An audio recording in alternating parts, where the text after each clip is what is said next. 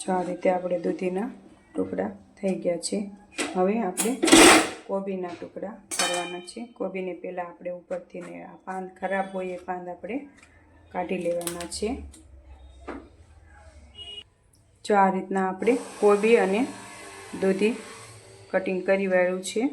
હવે આપણે એને મેં આ ચોપર લીધું છે। જો તમારી પાસે ચોપર ન હોય તો તમે એને ખમણી પણ શકો છો। તો હું આ રીતે એને ચોપરમાં ક્રશ કરી લઈશ।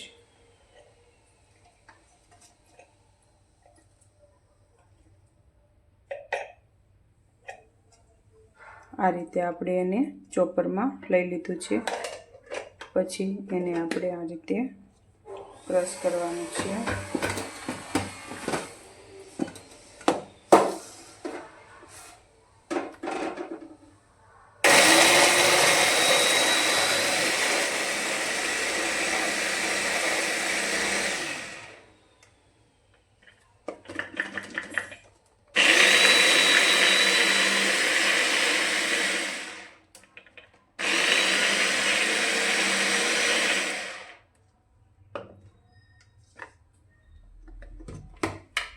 જો આ રીતે આપણે ચોપરમાં ક્રશ થઈ ગયું છે। હવે આ રીતે આપણે બધું ચોપરમાં ક્રશ કરી લઈશું। જો થઈ ગયું છે ને સરસ। આમાં ટાઈમ પણ તમારો ઓછો બગડે અને સરસ કટિંગ થઈ જાય છે।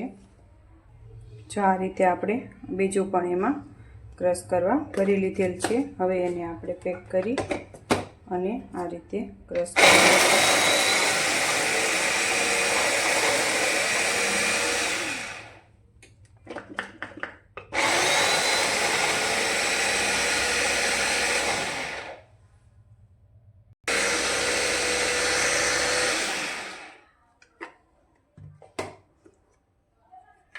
જો આ રીતે બીજું આપણે ક્રશ થઈ ગયું છે। આવી જ રીતે આપણે બધું તે કોબી અને દૂધી આપણે જે કટિંગ કર્યું હતું એ બધું આ રીતે આપણે ક્રશ કરી લેવાનું છે।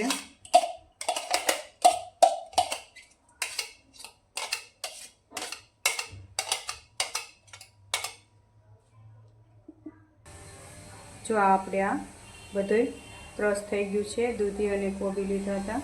હવે આમાં મસાલો ભેળવવાનો તમને બતાવું આગળ। જો એમાં આપણે મંચુરિયનમાં નાખવા માટે બધી સામગ્રી તૈયાર કરી લીધી છે। એમાં આપણે મેંદાના લોટનો ઉપયોગ નથી કરવાનો, બાળકને નડે એટલા માટે। તો મેં ચોખાનો લોટ દળેલો લીધો છે 1 વાટકો, અને મેં લીધા છે કેપ્સિકમ મરચાંનો પાવડર લીધો છે। અત્યારે મારી પાસે સુકવણી બધી મેં લીધી છે, સુકવણીની બનાવવાની છું હું। તો મેં લીલા મરચાં પણ નથી લીધા, એની જગ્યાએ મેં ચીલી ફ્લેક્સ અને આ સુકવણીના ગાજર છે અને આ ઓરેગાનો છે। પછી સ્વાદ પ્રમાણે મીઠું લઈશું આપણે। આ બધું આમાં એડ કરવાનું છે। જો હવે હું આમાં ગાજર નાખું છું સુકવણીના, પછી આ ચીલી ફ્લેક્સ, ઓરેગાનો નાખ્યો, અને આ હવે હું ચીલી ફ્લેક્સ, પછી આ કેપ્સિકમ મરચાંનો પાવડર છે એ મેં સુકવણી કરીને રાખ્યા હતા। આ બધું આમાં મિક્સ કરી લેવાનું છે। અને આ હવે ચોખાનો લોટ હું એમાં એડ કરું છું, પછી જરૂર પડે તો તમારે લેવાનો છે। અત્યારે હું આટલું પહેલાં જોઈશ। અને આપણે સ્વાદ પ્રમાણે એમાં મીઠું લેવાનું છે। આ રીતે આપણે બધું એમાં મિક્સ કરી લેવાનું છે। જો હજી મને આમાં ચોખાના લોટની જરૂર પડે એવું લાગે છે તો હું 2 ચમચી જેવો ચોખાનો લોટ એમાં નાખું છું। આ રીતે આપણે બધું એમાં મિક્સ કરી લઈશું। જો આ રીતે આપણે બધું મિક્સ કરી વાળ્યું છે। હવે આને આપણે 10-1 મિનિટ જેવું રહેવા દેવાનું છે, પછી આને ગોળિયું કરી લઈશું આપણે। જો 10 મિનિટ આપણે થઈ ગઈ છે। હવે આપણે એમાં લીલા ધાણા એડ કરીશું। લીલા ધાણા મેં ધોઈને રાખ્યા હતા। હવે આપણે એમાં મિક્સ કરી લઈશું। આ રીતે આપણે એમાં મિક્સ કરી લેવાનું છે।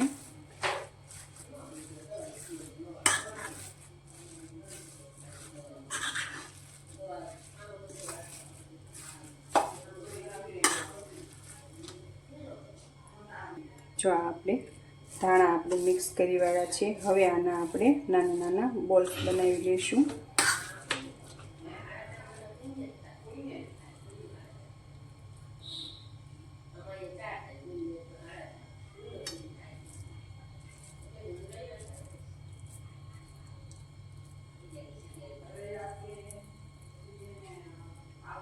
આ રીતે આપણે બનાવી લેવાના છે નાના નાના બોલ્સ.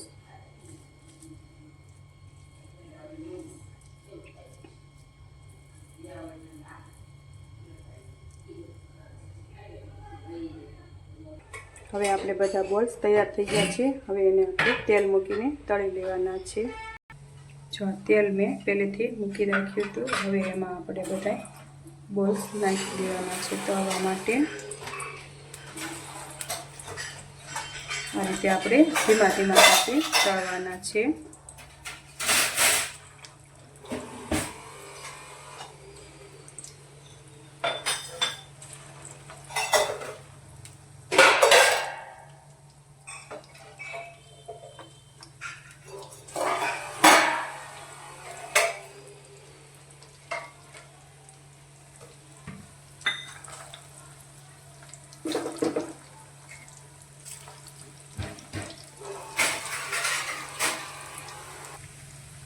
જો આ રીતે આપણે તળી લઈશું.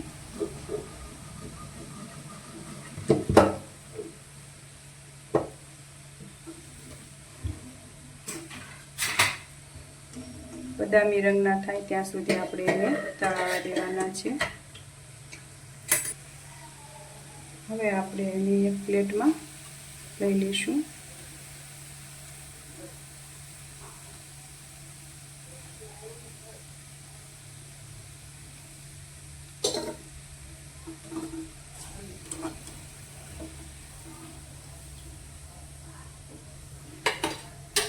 હવે આપણે બીજા એને ફ્રાય કરવા લઈ લઈશું. બીજા પણ એવી જ રીતે આપણે એને ફ્રાય કરવાના છે.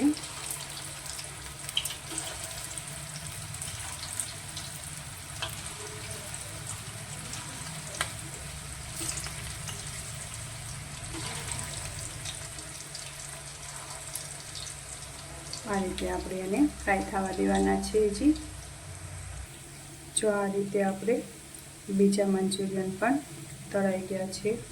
હવે આને આપણે લઈ લઈશું. આ રીતે આપણે બદામી રંગના થવા દેવાના છે.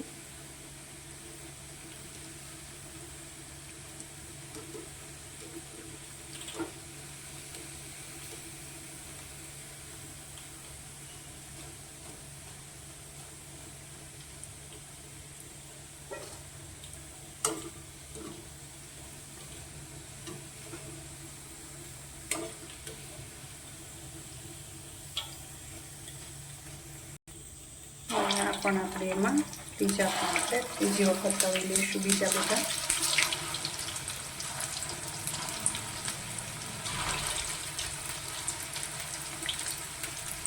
આ રીતે આપણે બધા મંચુરિયન તળાઈ ગયા છે. હવે આપણે પરમાત્માને ધરવા લઈ લઈશું.